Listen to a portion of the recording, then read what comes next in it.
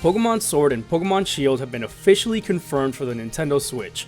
These games are going to take place in a brand new region called the Galar region, and it seems that it's based off of the UK. That's a rumor for now. The Pokemon Company hasn't confirmed anything, but in the region, like on the region map, you can also see like there's Nazca lines, which are from Peru. Peru is all the way, a different side of the world from where the UK is, so not exactly sure what those things that look like Nazca lines really reference there. I don't know if it's like a cultural reference or if it has to do more with the legendaries and not so much the location, but that remains to be seen.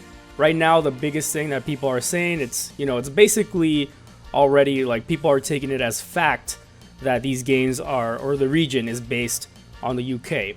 Now, the protagonists look a little bit older, not much older than the protagonists in Sun and Moon and X and Y, especially a big change from Pokemon Let's Go Pikachu and Pokemon Let's Go Eevee. During the trailer, they also showed the starters for Pokemon Sword and Pokemon Shield, and these are brand new Pokemon. This is a whole new generation, Generation 8, and that comes with new Pokemon and new starters. The Grass-type starter, and probably the least popular from what I've seen on Twitter anyway, is called Grookey, and he is known as the Chimp Pokemon. Scorbunny is the Fire-type starter and is known as the Rabbit Pokemon. And Sobble is the Water-type starter and is known as the Water Lizard Pokemon.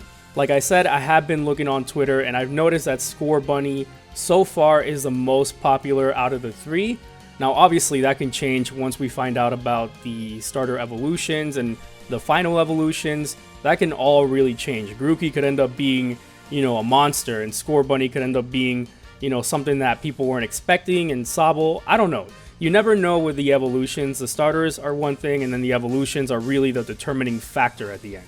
We can also assume that every single Pokemon in the franchise is going to be included in this game. The Pokemon Company has said it before, Game Freak has said it before, it's been said in interviews, and I mean, we're just coming to expect that from this game. I mean, this is Generation 8, we gotta have every single Pokemon, this is not Let's Go.